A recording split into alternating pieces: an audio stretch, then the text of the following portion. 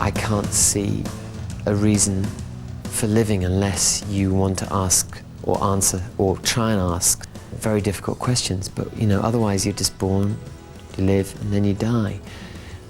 You know, there's more than that. This world is much too intelligent and too interesting, fascinating a place for there just to be nothing. I sing myself to sleep, a song from the darkest hour, secrets I can't keep inside of the day. Swing from high to deep, extremes of sweet and sour. Hope that God exists. I hope, I pray. Manchester band James have had 15 top 40 hits, 4 gold albums, and their Best Of compilation went straight to #1 in the album charts. Lead singer Tim Booth is a controversial figure who has repeatedly refused to play the typical pop star role throughout his long career.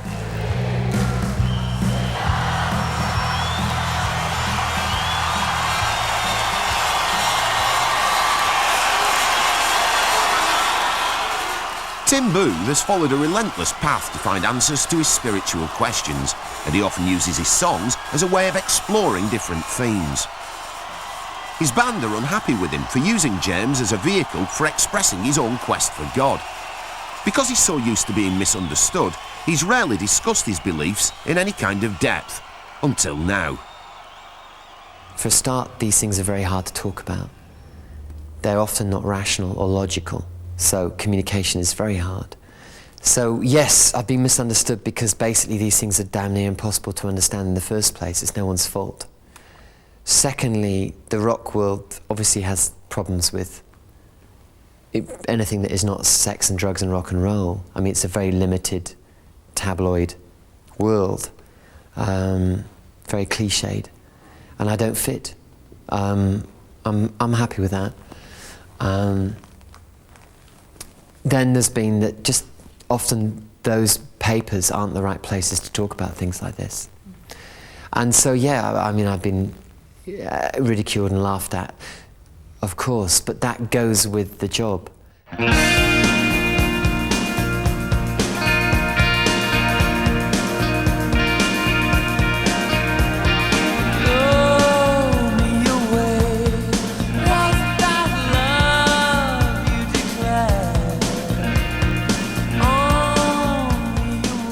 A song like Seven was one of the first times I openly referred to God, I think, much to the annoyance of the fellow band members who don't really like me talking openly about these things because they don't share those beliefs, and that's totally fair enough. And James got painted as a Buddhist band really because of the stuff that I did.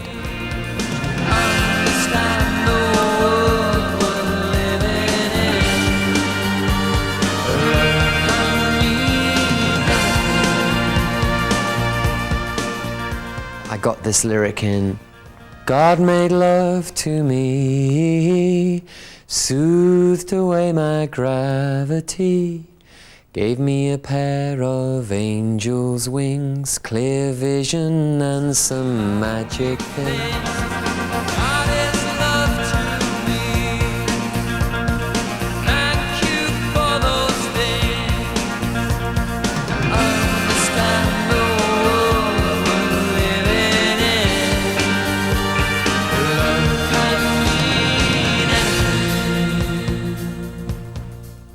When I'm singing love can mean anything, it could be God can mean anything. I mean, they're just highly abused words.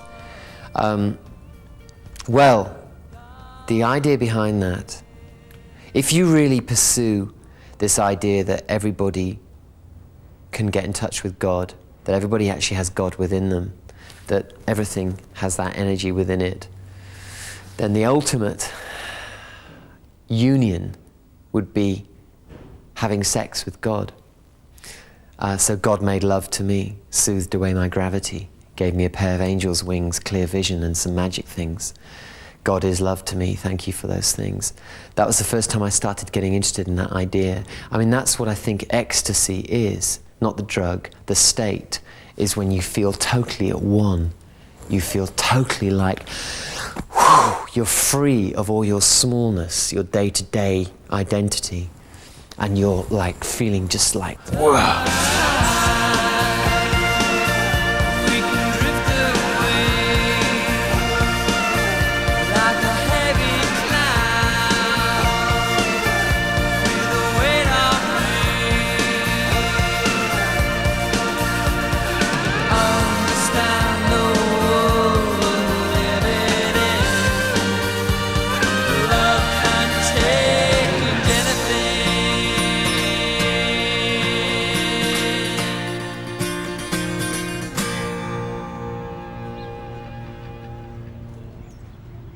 Finding this state of feeling at one with God has been Tim's lifelong quest. I was brought up in a very religious, Christian religious household. My parents were very proud of the fact we were related to John Wesley, and my father was strong in the church. And I used to go every week or every 2 weeks. I used to like the stained glass windows, and I used to like the Bible stories with the big pictures of kind of floods and arcs and dramatic sweeps like that. And then I was sent away to public school when I was 13, which I hated, didn't fit in, and had all these feelings running through me that I couldn't explain, couldn't fit. And I think one of the big nights was when I was about 15, and there was an older boy, and he wrote out something like 4 questions on a piece of paper, and I think it was, who are you? Where do you come from? Where do you go when you die? 3 questions. And he handed the questions around, and everybody else didn't like them at all. And I just felt a huge sense of relief that somebody had asked the questions which must be the most important questions of one's life, if you want to kind of like get any idea about what the hell we're doing here. I can't remember what I answered, but I remember being very excited by that.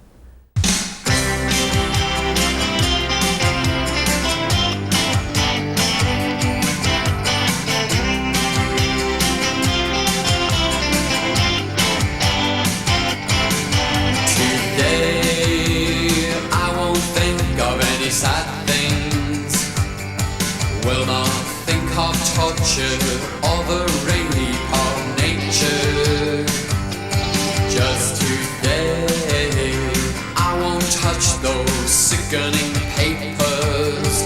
Will just let myself get swept away by this beautiful day. What for? Tell me what for?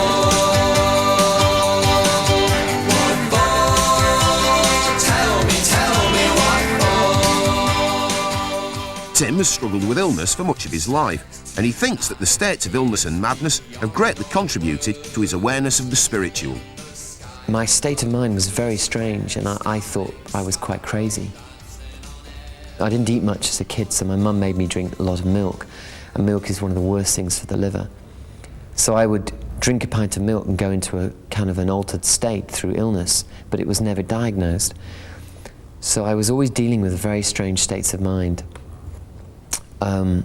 Which was part of why I didn't fit in. When I was about 22, I ended up in hospital. Couldn't walk upstairs.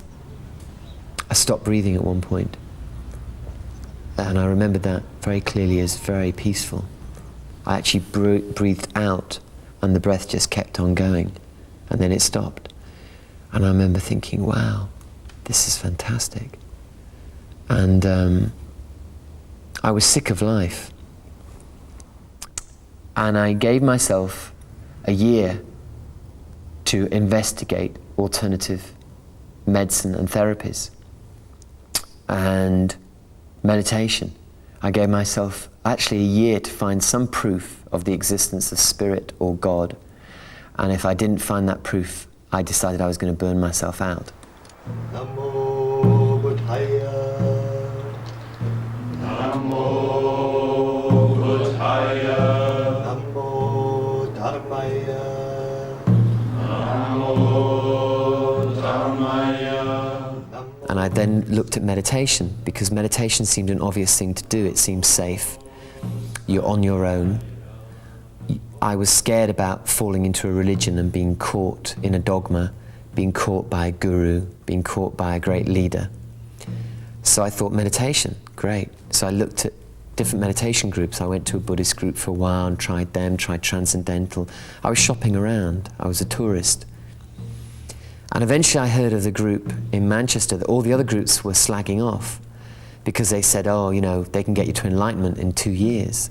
They can show you your own spirit within a few months. And I thought, that's the one for me. Namo Buddhaya. In a sense, the meditation was the first piece I'd ever had, probably in my life, where you really sink into yourself. I had huge resistance to meditation. I'm quite an active person. And when we used to do, I did days. I did 5 days once, 18-hour days, 1 meal a day. You just sit there for 18 hours, then you get 6 hours sleep, and then you're up and you do another 18 hours, and the last couple of days you do through the night, so you don't sleep for a couple of days. And at first I'd have huge resistance. The first 4 or 5 hours could be hell, where you're just screaming to get up and run. And then you'd hit certain things where you'd just feel like this light was passing through you, and you'd just be sitting there, nailed, and you just, you know, and then just you'd be literally letting energy just pour through you. It blew my mind. All kinds of things started happening to me. I started getting very spaced out, could see light around people and all kinds of things. And I got my proof, basically. And then, unfortunately, I succumbed to the usual trap of cults, which is to think, my God, this man did this to me. He must be powerful. And I started falling for the dogma and fell for the whole trip. I was celibate, no alcohol, no drugs, 2 hours meditation every day, 16 hours every weekend. And it was a very aggressive path. I did it for 3.5 years. And then we found that the guru had been sleeping around and wasn't what he said he was. As a personality, he was a bit of a dick. And we disbanded the organisation and went on our way, wiser, hopefully. You may say I'm cynical, but I say mine is flawed. He has a vague memory of life because of fall, behaving like a reptile with talks of walking tall. If God is in his image, the Almighty must be small.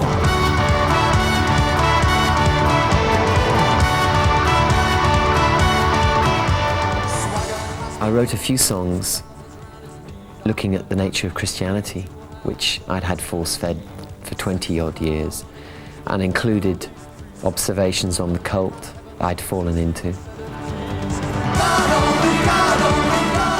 God Only Knows is probably the most successful, and the song is really, you know, what is the nature of God, and the chorus is God Only Knows. My guru has been sleeping with adepts and with sheep, but I was celibate, self-righteous in belief. Yesterday he was God and now he is a creep.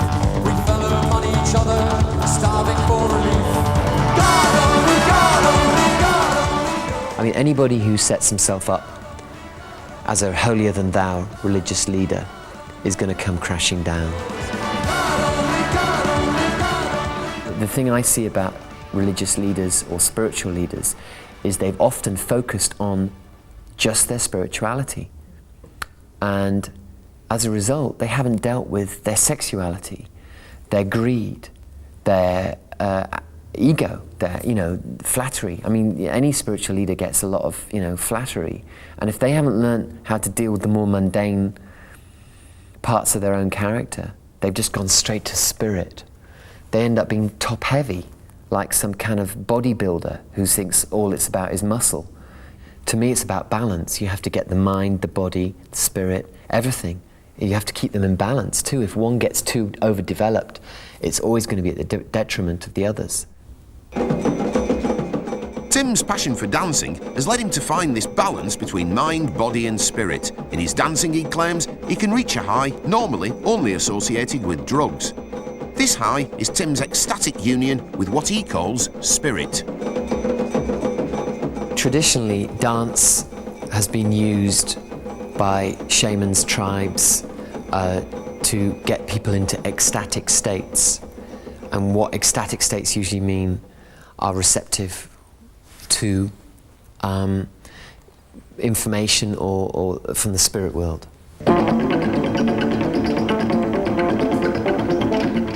And I've been always fascinated by that, especially in this culture, which the main way people get into altered states in the West is through drugs.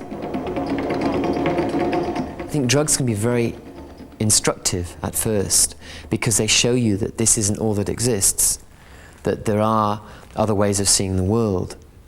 And I think that's very useful for people, but the trouble is then what happens is it becomes an addictive problem, and it turns into a negative and destroys the body and the mind.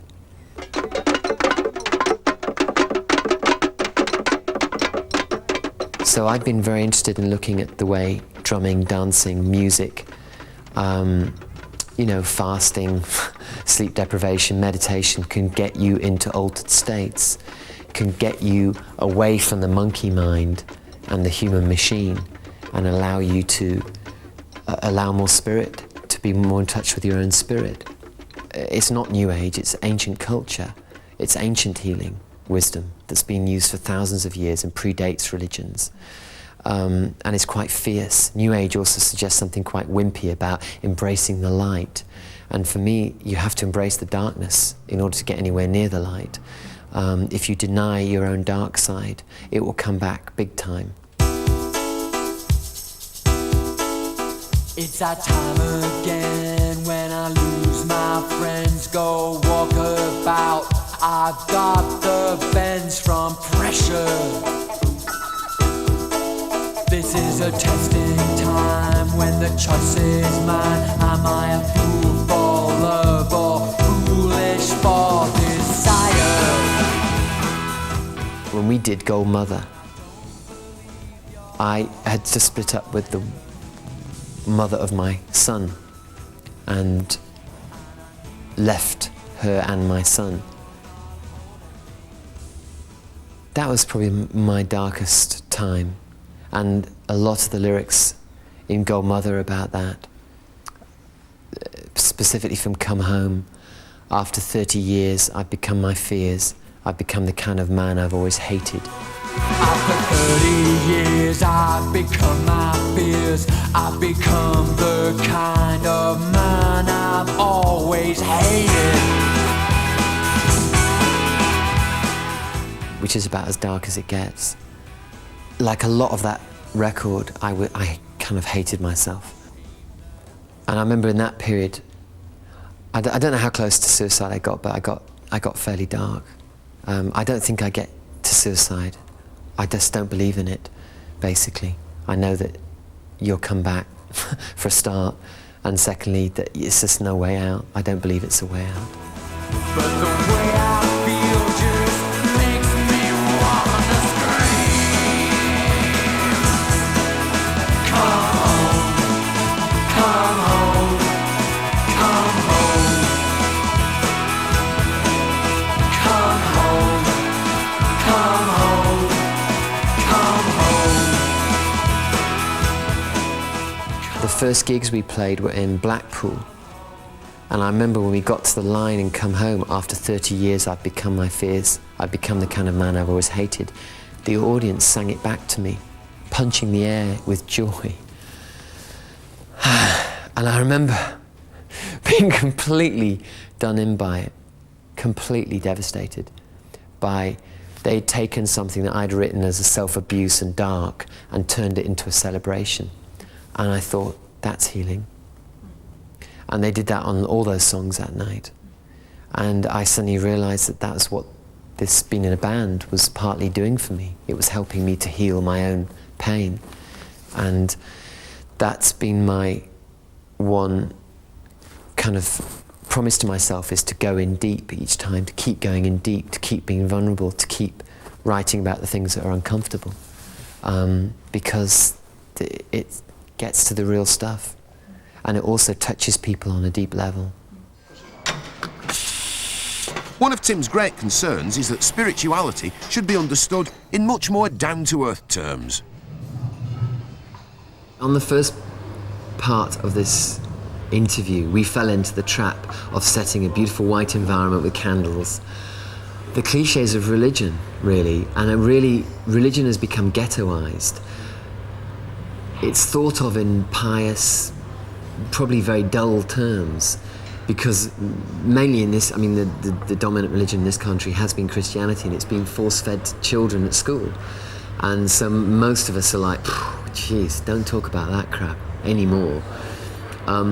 Where it should be something passionate, something discussed in cafes. I should have a fag in my hand and a beer in my other hand. And I would have faked it for the camera, but, you know, it's not me. But it's like, it should be a day-to-day thing. You know, I mean, I think people are more and more getting into it. To be honest, I'm trying to make it more concrete for this program, because a lot of my life I couldn't talk about here. Because a lot of the realms, the altered state realms you go to, are by definition outside language, outside the rationale. Therefore, how the hell do I explain it to anybody? Oh, my tongue, there's nothing I can say to you. You tie me up with words. You tie me up with words. I'm so lost. You say that you'd pray for me. You'd smother me with words. You'd smother me with... I'm a believer in following dreams, and I mean that in follow your own dream in your life, what you really want to do, your real passion. I think dreams are an amazing way into your instinctive self. Everything in this culture wants us to believe in the concrete, the rational, the logical. We can't possibly do that. You know, we get so trapped in our day-to-day crap that we forget who we are. And it's like people are capable of magic.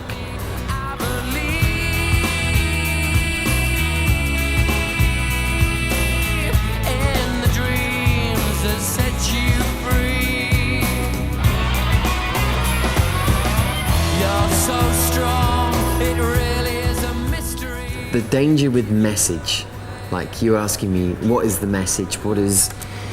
That's the usual danger of any religion or spiritual organization, is it becomes a little package to sell.